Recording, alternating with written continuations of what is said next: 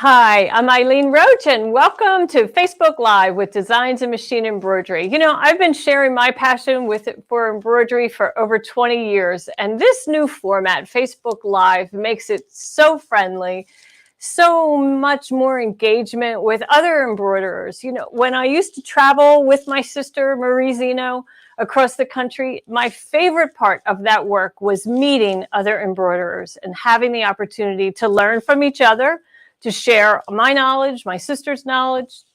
And, I think we all really miss that today. So as time goes on, I find that this Facebook Live engagement is a good substitute for getting on the road. And I know many of you miss your own sewing machine dealers, your favorite quilt shops, and so forth. So if you have the opportunity to reach out to your dealer, you should, because I can tell you they miss you too.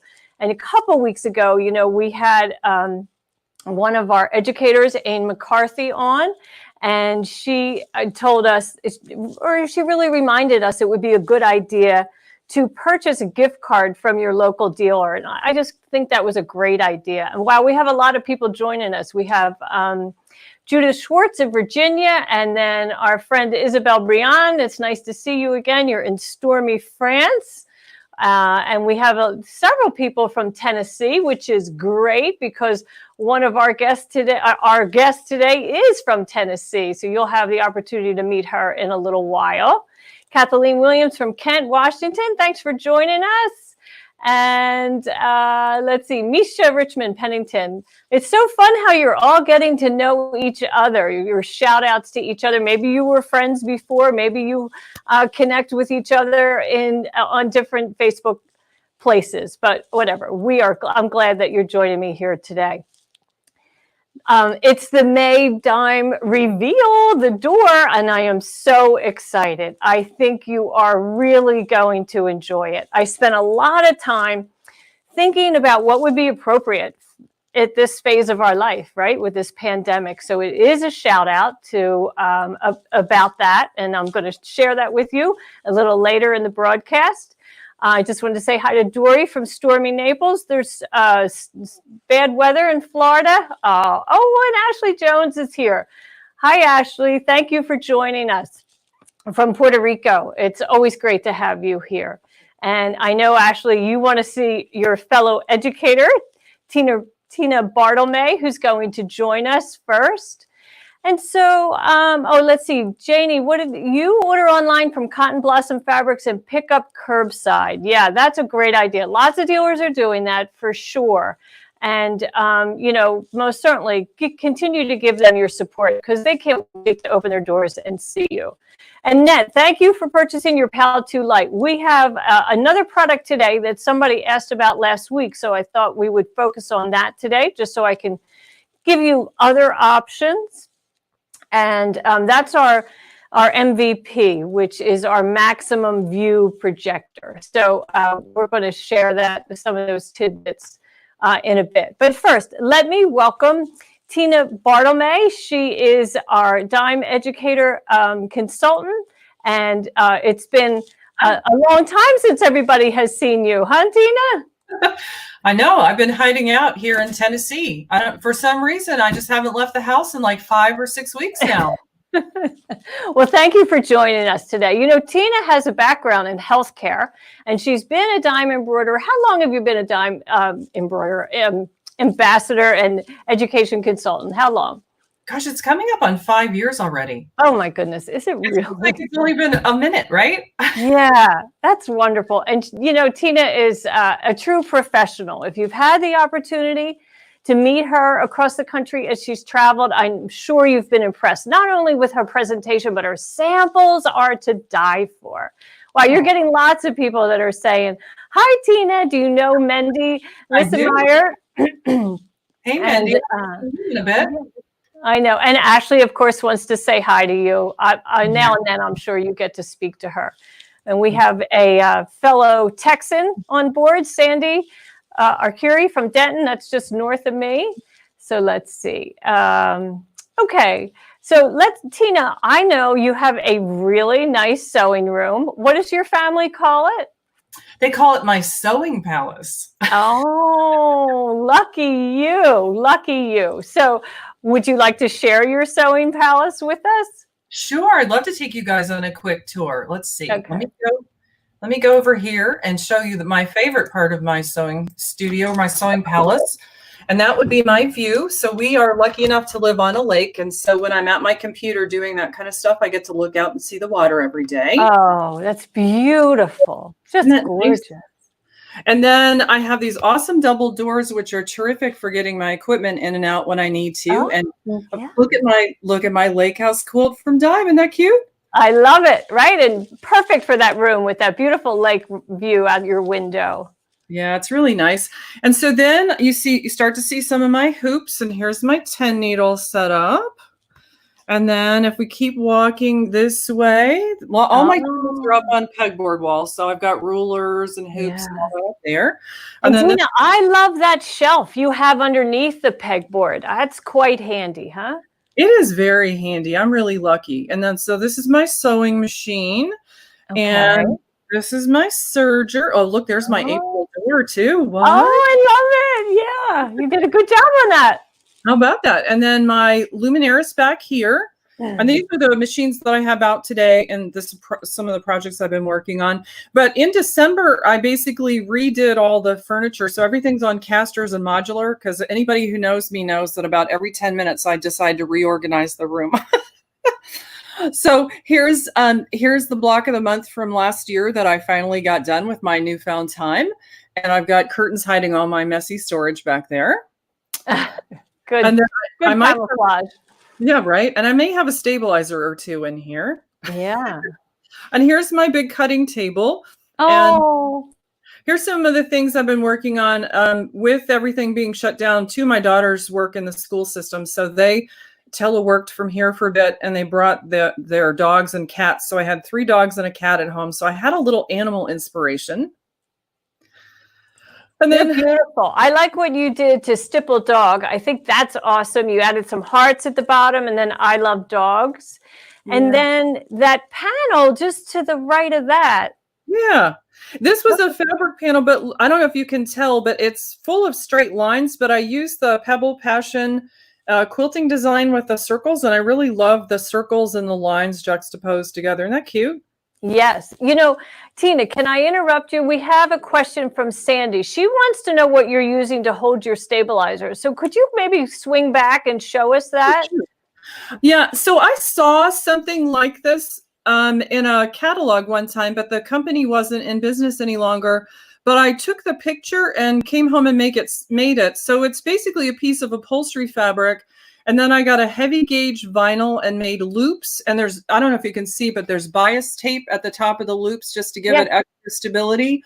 Okay. And then basically I can just pop my stabilizers in there, and I have them labeled because my girls who are in my room don't necessarily know what they are by touch.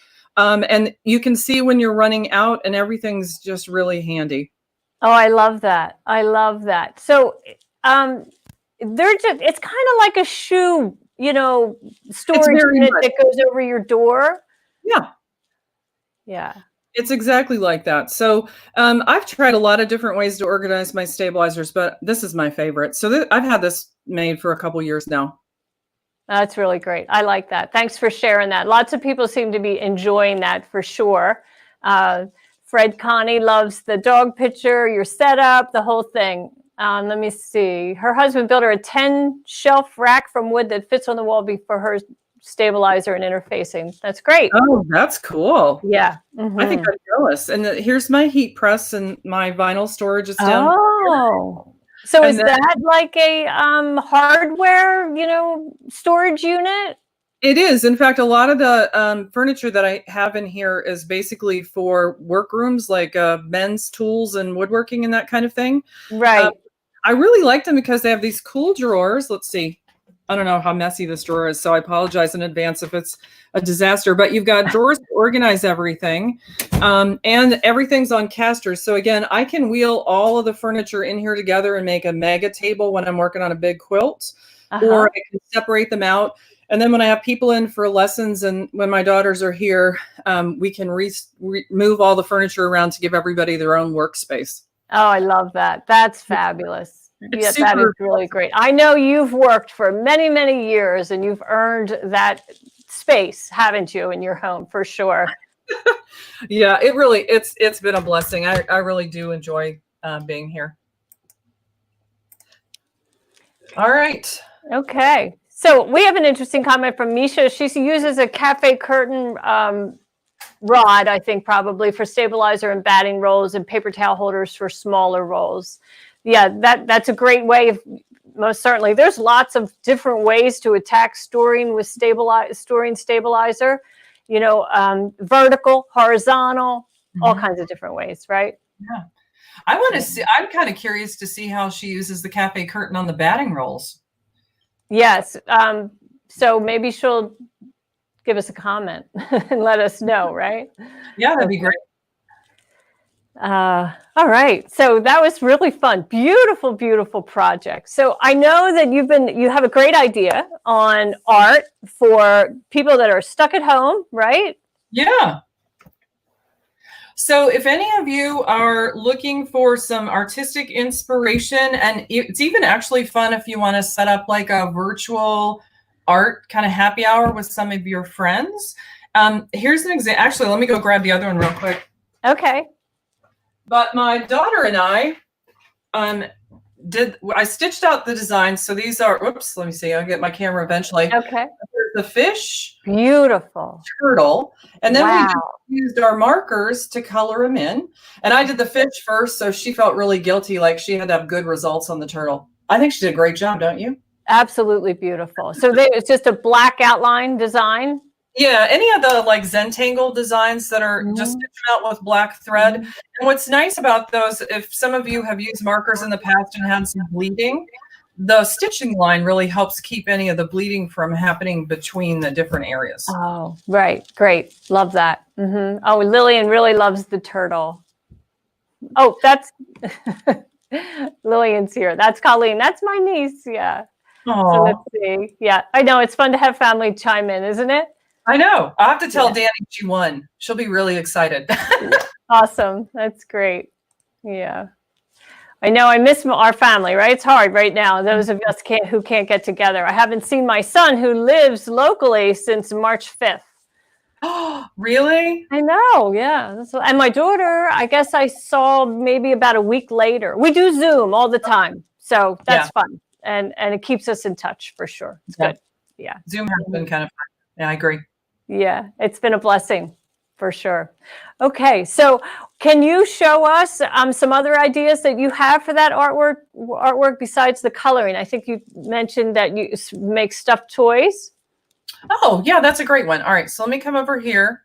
Okay. Oops. All right, can you see my screen now? Yep, let's go ahead and add that to the stream. There we go. All right. So because I told you I had lots of dogs and kitties at my house that aren't always here, I needed some toys for them. And I know lots of you have probably had your grandchildren around and maybe needed to entertain them more than usual since they've been out of school. And so this is a really fun, creative idea, either for them to join you in your sewing room and participate in making something, or if you just need to make them a quick toy. So here's an example of an embroidery design. This one is from Urban Threads. I think it's part of their Doodle Animal set. But if I wanted to make a stuffed animal, all I would do is I would create an outline around my design. So I'll just basically select it, and then I'm going to right click. And the create outline is under the utility tab. So here I am here. Now, ordinarily when we do this, we have the bubble kind of close in, but I need to make some room for the batting or the stuffing. So I'm actually going to bump this out at least 1/2 inch. And sometimes if I want it really, full, I'll bump it out a little bit more. All right, so that's going to create the outline around. So you can see the outline here. Now at this point, what I would ordinarily do is I would convert that artwork line to a 2-ply run. So I'm just going to grab it here.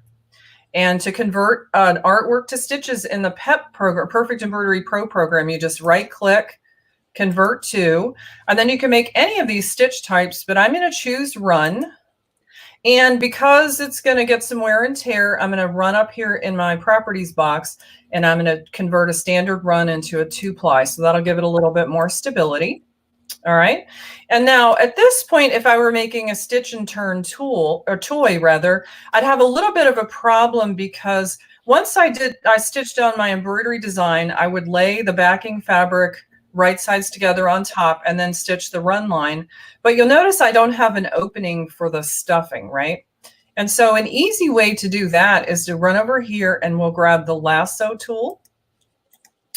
And then I'll just quickly draw a circle around the stitches that I want to eliminate here. And then we'll right click and delete those stitches. And now I have an opening to make my little toy. So literally it's just embroider your design, create an outline around it, turn it into stitches, and then with your lasso tool, make yourself an opening for your stitch and turn. Awesome. Isn't that fun? Yeah, really, very nice. Really fast, easy way to do that. I love it. It sounds like Ashley Jones likes that idea too. So that's great. You know, there's so much that you can do from software, in our software, right, Tina? I mean, it's amazing, all of the different ideas you can do. All you need is time, right, to play around in the software and learn. That's definitely true. I normally say if you can imagine it, you can turn it into stitches with our software programs. That's right. And, you know, I use Perfect Embroidery Pro as a drawing program because I don't have Adobe skills. I also don't have a subscription to Adobe. So I do everything in there. It's really a lot of fun. Yeah. So last week we had people, you know, we talked about PAL 2 and we showed several different ways that you use PAL 2. But I know some people already have Maximum View Projector, or it's something that you are interested in looking at. So let's go ahead and take a look at it. But in the meantime, you know, we have someone, Terry Freeman said, everything has froze. So I just want, if you could just give me a comment here, just everything's up to speed. You can hear us. You can see Tina. I see Sue from Colorado says hello, and Trina from Ocala, Florida. She said she loves the door. We're going to see the May door very soon. So if maybe Roy Garland or Marie Zeno, if you're listening now, you could just tell us in the comment that everything is fine and you can hear us. We work in a little dark here. Okay, Ashley's all the way in Puerto Rico. She says we're fine, so I'm going to believe her, and we're just going to move on.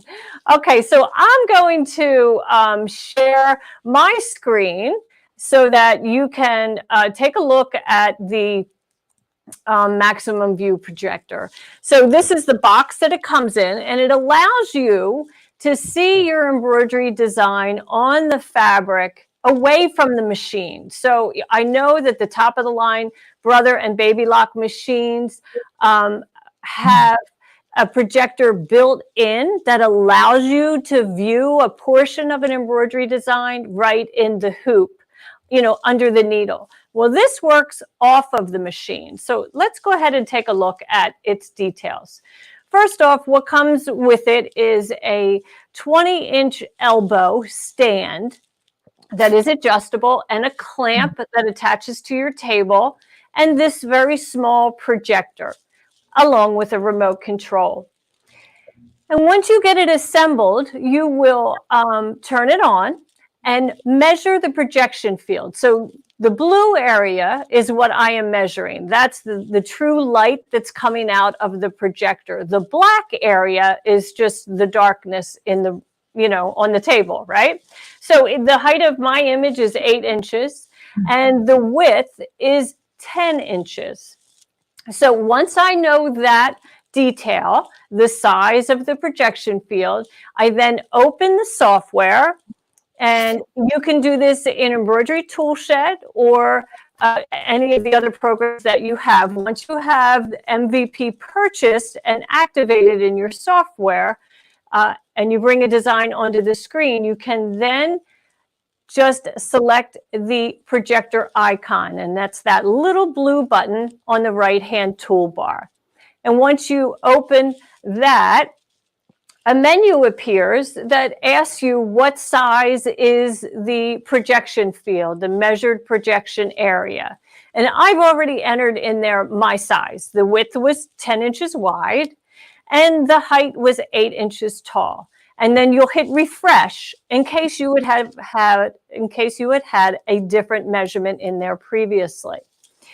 And then you hit save image, and you'll notice at the top of the screen you have the opportunity to select silhouette negative or silhouette positive or color, like I have saved here. So we will now, I'm going to move over to camera number 2, and I'm going to turn off the lights here in this room so you can actually see how this would work in actuality. So let me go ahead and add this to the stream and make that full screen. Okay, I'll be right with you. Now you can see that when all the lights are on, and of course I have this room, you know, illuminated very highly so that for camera work, what you watching me on Facebook, you can see everything. But in a normal lit room, you would be able to see this. So here I have the color image of the design. It has a crosshair, and it also has placement guides on the outside. They're an option. You don't have to view it in that manner, but if you're doing continuous embroidery, that would be helpful. So then I just take my garment, and here I have a jean jacket, and I slide that underneath the projected image.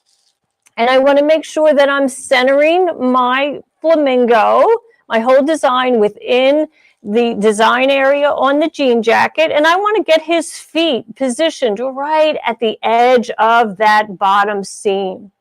And then I just take a target sticker and I position that right there in the center, aligning it with the crosshair in the image. And then when I remove my hoop and place it on the machine, I just send my needle right over that designated crosshair. Isn't that amazing? Okay, I'm coming back. It's a pretty big room. I'm here by myself. Okay. Isn't that cool though? I wonder if you have any questions. Let's see. Oh, everybody said the screen went blank again, but maybe that's because I actually turned it out. Yeah. So it does come with free software that powers it for you. And it's very easy to use. It's super easy to use. So I wonder if you have any questions. I'd be happy to answer them to you. Let's see. Tina, what do you use it for? Well, two different things. You know, I've got the luminaire and it has the camera on it. So is my 10 needle, but sometimes I don't necessarily get things in the hoop right. So let's say it should fit in my 5x7 hoop and I get to the machine and I get that changed to a larger embroidery frame error. Right. The MVP and to get it in the hoop in the first place centered correctly really helps me with that. And then I have some machines that aren't out today, but I have some other embroidery machines without a camera. And it's incredibly helpful when you have one of the machines without a camera to get your designs to position correctly. Good. So we had Maud asked, does it work with embroidery, other embroidery software also? Well, it doesn't work with other embroidery software because it comes with its own software, which is our embroidery tool shed. And so you would just load that software that it comes with and use that software program. It does read any format of embroidery design, so that doesn't matter.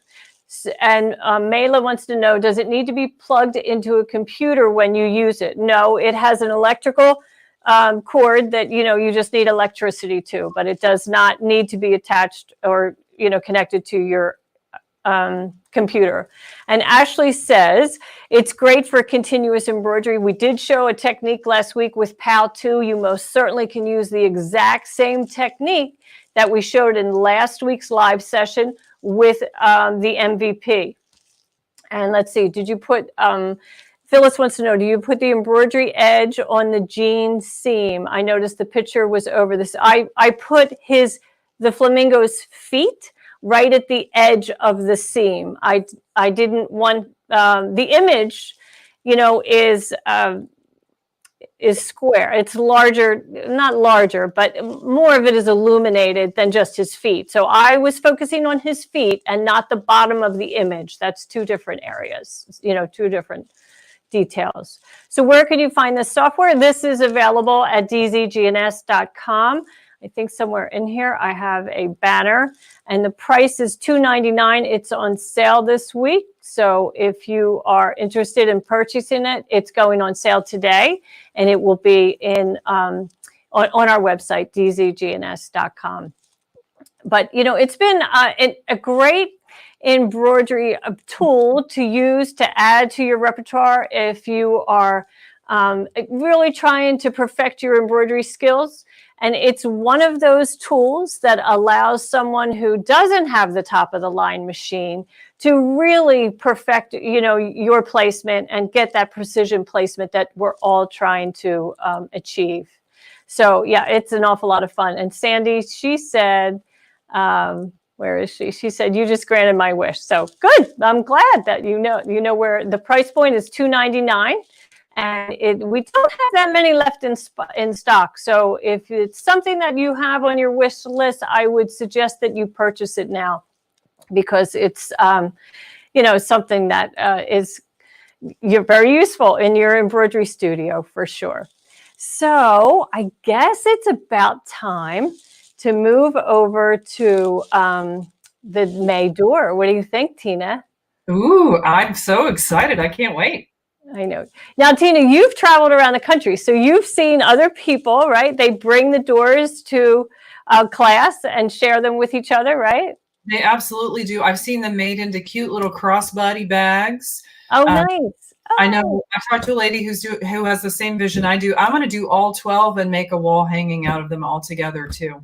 Oh, I think that's a great idea. I've heard several people going down that method, and I'm, you know, thinking along those lines myself. Although I usually have to, by the time you see the final one, it's my third version, because like any embroidery project, you know, every time I create something new, I learn a better way to do it. And, you know, I can't tell you, you know, how overconfident I get in my software digitizing skills. I'll be working on it, and, you know, I do that redraw 100 times, and then I stitch it out, and it's still not quite right. You know, you have to go back to the drawing board, but that's what makes it worth it, right? That's really what makes it worth it. Yeah, for sure. So I'm just going to post up here a banner for where you get those dime doors, and then we're going to go take a look at them. Here we go. Okay, well, we don't want to have that whole sticker, that whole big ticker there. That's too much. So yeah, I think I need a director. What do you think? Time to go back to a director. All right, so let's move over to back to my PowerPoint, and here we go. So everybody, if you've been following along, you know the January door, it's still up. If you haven't started, you know we're not halfway through the year. So if they're really fun projects, they take approximately an hour to do, which isn't a lot of time. And it's very rewarding. When it comes out of the hoop, it is finished, which is a great feeling. And of course, February featured the Valentine's Day cabin. March was a salute to St. Patrick's Day. And the April door was welcoming in spring with our potting shed door and the wisteria, beautiful vines. I love that wisteria plant. And then the wellies. That was a suggestion from a friend of mine, Anne McCarthy, and I just took that to heart. So for May, I think we'll do a little drum roll.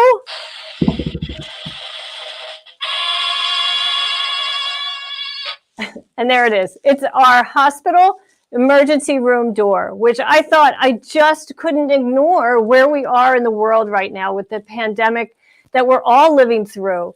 And every night on the news and every day if you're on your computer and you're reading the news and so forth, we know that so many people put their lives at risk caring for all of us. And most certainly that's our medical care workers. But truly, this hospital could be the door of a grocery store. You know, if they're frontline workers also, the people who are at the checkout counter and handing over fresh vegetables and fruits and meats to all of us. Delivery workers, electricians, plumbers, people who have to come into our homes and repair our homes. There's so many people. It really takes a village to keep all of the planet healthy and fed during this difficult time. So, you know, most certainly my gratitude goes out to them. And I just thought that you would probably share those same thoughts with me as I feel about them, because, you know, Sue Brown, her daughter is a RN nurse, and she will love this. Yep, absolutely. And Misha, you feel that it's a beautiful way to pay homage and essential employees. I mean, you just can't let these, you know, their hard work go unacknowledged. So, yeah, and Sherry, it is a great historical reference for this year. Absolutely. You know, so anyway, let's take a closer look at it. All right, I'm going to remove these comments so we can all see exactly how we do it. And of course, you know, you're going to get, when you go to download it, you're going to receive all of the instructions and all the materials list. Liz Hall, you want to know if we have a source for the hangers, you can get them on our website. Many dealers also carry them. So if you give a shout out to your dealer, they could possibly have them. But we do sell them on our website also. Notice the black fabric that I used for the door and the window on the ambulance. It has a sheen to it. So I used ThermoWeb's Heat and Bond vinyl covering. So it's a fusible product that turns any fabric into a vinyl. And I just thought it was a really great way to add, you know, to really mimic the look of a window. So, okay, let's see. What else is next? There's a lot of applique in this project. So it's fun for sure. You're going to make the tabs the same way you have for all of the other tabs. Lisa Hall, you're saying that the video is fuzzy and you can't read. You know, I don't expect you to read the instructions on this presentation. When you go to download the doors, you have a PDF downloadable file with very clear illustrated instructions. So don't worry about not being able to read it here. And Dorothy, is there a Canadian supplier for the hanger? Not that I'm aware of at this time. Okay, so let's see. Those tabs, we just 3.5-inch squares, we fold them in on each edge. That's just going to finish your edges. I use a Heat and Bond product to just fuse that closed. And then I hooped our no-show cutaway and hooped that in my monster hoop. You can use a standard hoop, but I have lots of monsters in my sewing room, so that's my go-to hoop. Let's see. So once you do that, once you hoop it, place it under the needle, and then center batting in underneath the needle and stitch the first color, which is going to be the outline and placement stitch. And then cover that, trim it away, and then cover with the hospital fabric itself. And I used a beige fabric. And then the next stitching is the brick layout. So you'll notice the bricks are going horizontal as they surround the door. But on the decorative element up towards, above the ambulance banner, they are going in 4 different angles to really accent that center diamond. So that's a fun lesson that you can learn in software for sure. And so that was really a great way for me to, master getting those angles absolutely perfect. And it was easy to do. So then the next color that we'll stitch is the outline for the banner.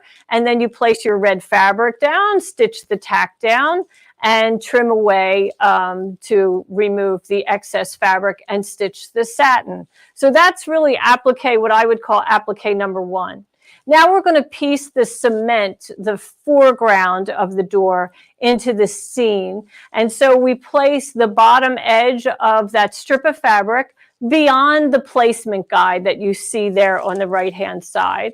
And then stitch the next color, which will just sew it across as a seam. And then you flip down the fabric, smooth it in place, and stitch the next color, which is a complete tack down around the outline of the cement area.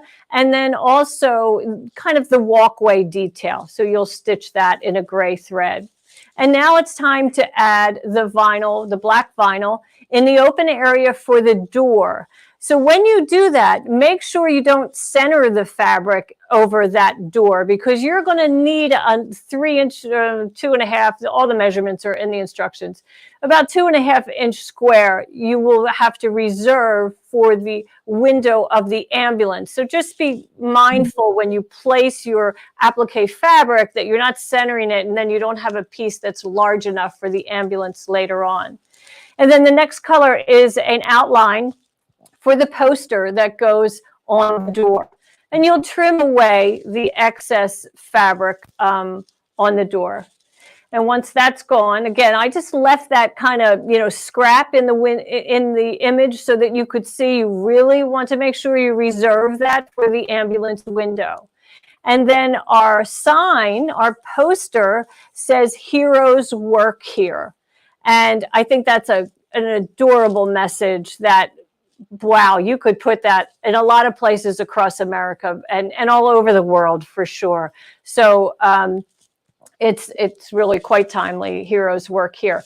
But there's a special feature in Perfect Embroidery Pro that allows you to change the color of each character in a line of text, or in a word or a phrase, or even several lines.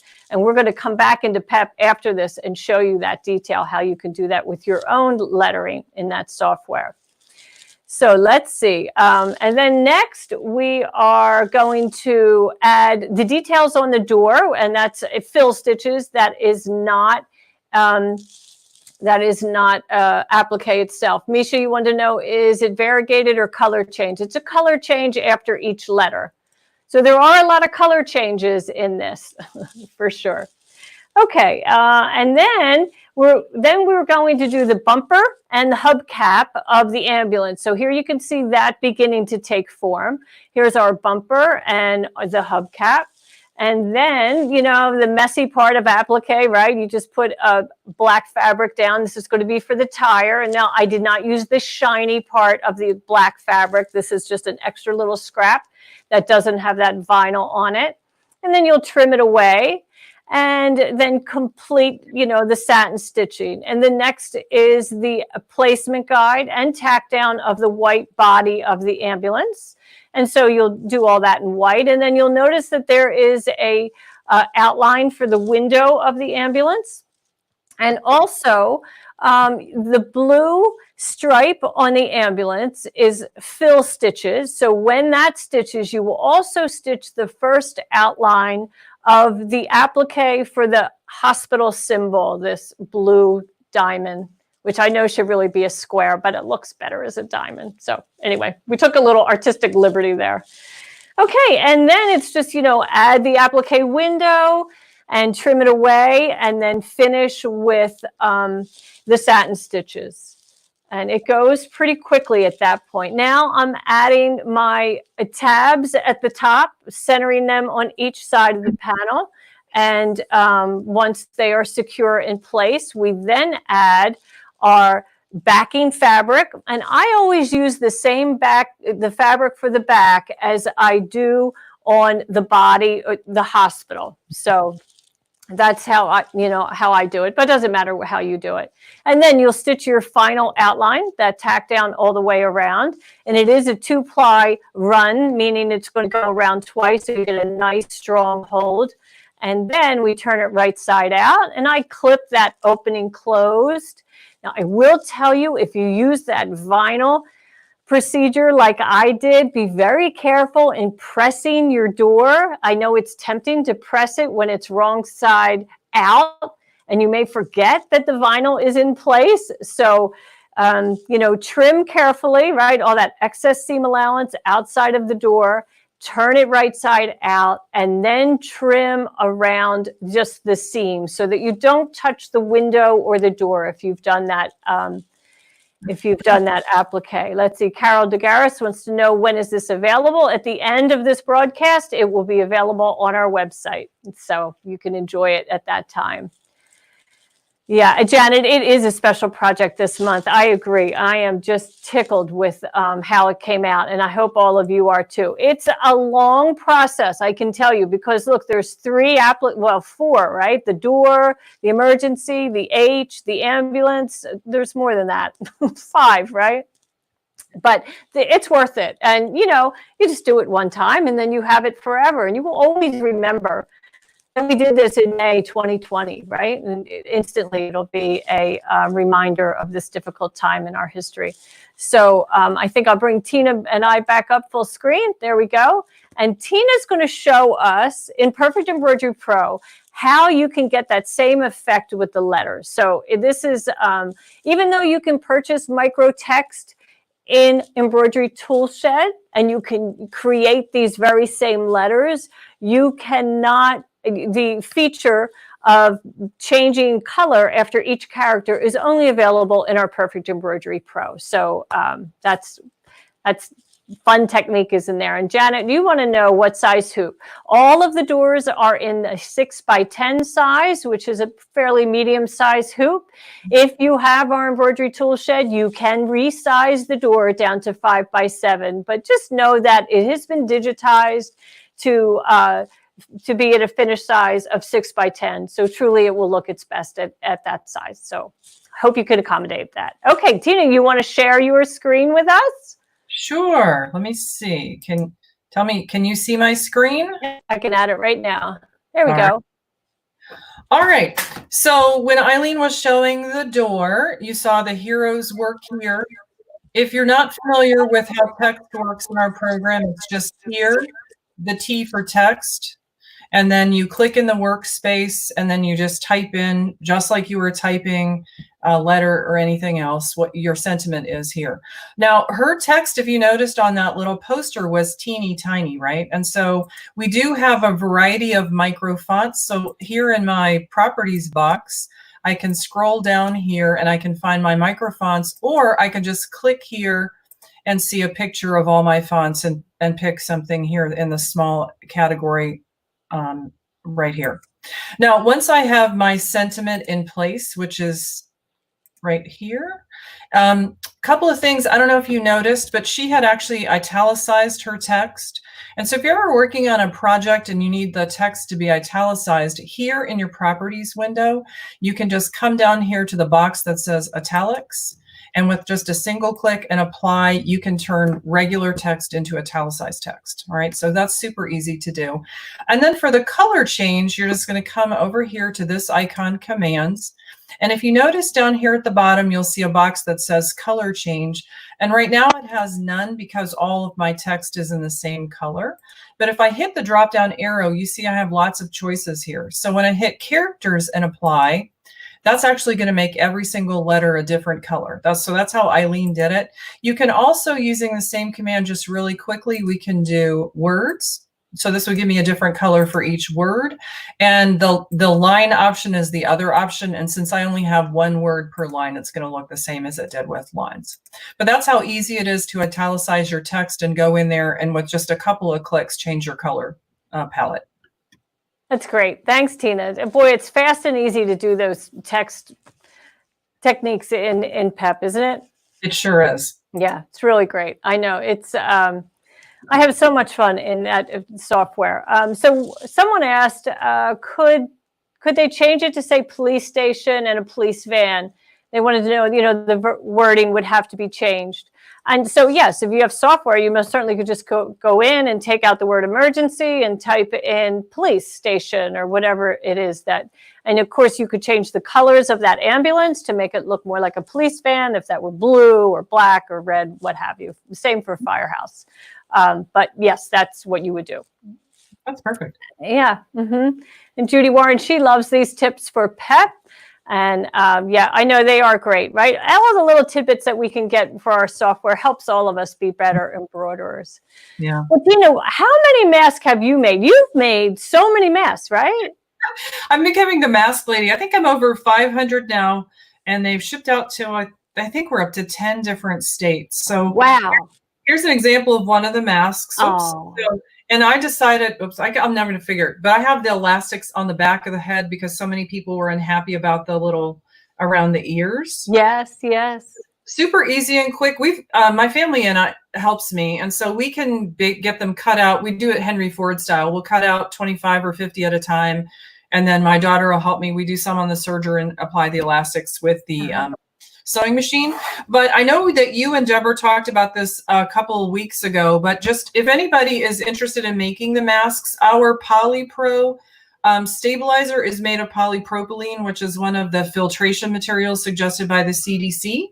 And I've incorporated it in all of the masks that we've made. It really gives them a nice body. And we've gotten lots of feedback from people that they launder well and they hold up really well. So PolyPro is awesome if you're trying to stabilize one of those performance knit shirts and keep it from puckering, but it's awesome as an extra filtration layer for any of you who are making masks. Oh, that's great. You know, and Nisha asked that, well, and I know the answer to this, that you have a secret way to cut your masks. And she wants to know if you use your Cricut or cut machine, but you use a human being in your house, don't you? I use my husband because he's not yet ready to step up to the serger or the embroidery machine, but he's ready to cut some stuff out for me, and he does a great job. That's awesome. I love that. It's truly a family effort at your house to do this, and that's great. And what a memory you're creating, right? Yeah, it's been really fun. You know, if we have to face trying circumstances, it's nice to give somebody a mask that's maybe themed to some of their interests. So we've done animal themes and sci-fi themes and Mickey Mouse themes, and right. That's great. That's great. And you know, I see people out wearing them all the time. And here in the building, we have a handful of employees. There's about 5. We're spread out in a very large space, and they do wear their masks. But anytime there's a visitor, you know, like FedEx or UPS, the mailman, they all wear masks all the time. And the pizza delivery guy apparently came. I didn't get the call to the party, but anyway, they were here. Becky Mums wants to know what size hoop is required. What if you only have a 5x7? I think that's probably a question about the door. Yeah. And so the doors come in a 6x10. We have free software, sizing software on our website, which is called Embroidery Tool Shed, is the name of the free software. You can download that for free and download the door for free and resize the door in that software to fit your 5x7 hoop. So let's see. And Tina's husband is a keeper. Yeah, let's see. Oh, no, me. He's definitely a keeper. For you, for sure. Yeah. And then let's see. Misha said there is a file available for the Cricut. Yeah, there is. But I imagine if you're doing 500 masks, you're probably stacking fabric, right? And cutting multiples and doing it really quick. And then Tina wants to know, you have a template for the mask. I imagine you're using a pattern, right? Yeah. The pattern that I've actually been using is, I think it's on the Silhouette University site. But Melissa Viscount, who does that, she published the pattern, and you can easily resize it on your machine to anywhere from child to adult. Nice, nice. And then Claudetta Tucker wants to know, what did you cut your elastic? I imagine that's length. So did you have it? And you're using half an inch wider elastic, aren't you? Yeah, I went ahead. I couldn't find the 1/4 inch elastic. And when we started making masks, it actually took me almost 4 weeks to get even 1/2 inch elastic in. And so I started using that, but I do 10.5 inches for the band at the top of the head and 7.5 for the one at the bottom. Okay. My husband's family, they all have really big heads. And so feedback I got from his brothers is they would like the top elastic to be a little bit longer, but 10.5, 7.5 have worked for like 95% of people. Okay. That's great. That's great. Yeah. So they're the brainiac side of the family, I guess. They just have really big heads. Okay. That sounds like a family thing that we won't get into. Oh my gosh, that's so much fun. Well, you know, Tina, you know what we're talking about next week is patches. And I know you have made so many patches through the years. So I was disappointed that you weren't my guest during Patch Week, because I know you have some really great ones. But that is what we're going to be talking about here next week at 1 o'clock on May 7th. And we're going to show the May doors that we find on the web. So remember, if you're making the dime door, post a photo on Facebook and use hashtag Dime Door so that we can find it and include it in our presentation. We love to include your doors. I love to see what you do and how you personalize the doors. And I know many of you will change these, and that's the whole idea, that you take these doors and put your own personal stamp on them. So it's super fun, right? It is. It really is nice. Yeah, great. Well, thank you, Tina, for joining me here today. It was really great to have you. All right. Take care, everyone. Okay, bye. Bye. All right. And so, again, thank you for joining us. I hope you enjoy the Dime Door and you get started on it right away. Remember, all of the materials that are needed are very small amounts. So I'm sure you have a stash in your sewing studio that you can go to. And well, thank you for all your kind comments. And those of you who are watching the rebroadcast, you couldn't join us here live, welcome. And I'm glad that you stayed till the end and that you can go over and get your Dime Door. And don't forget, post it on Facebook and hashtag Dime Door. And we'll see you here next week at 1 o'clock. Thank you.